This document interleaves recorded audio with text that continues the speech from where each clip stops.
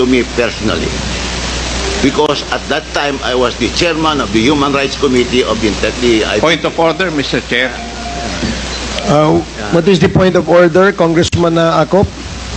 We do not know the personality of Attorney Bello, and he has not been invited as a resource person, and therefore has no right to speak before this committee. I agree, Your Honor. Mr. Chair. I have no contradiction to the manifestation of the Honorable Chair, Congressman Acop.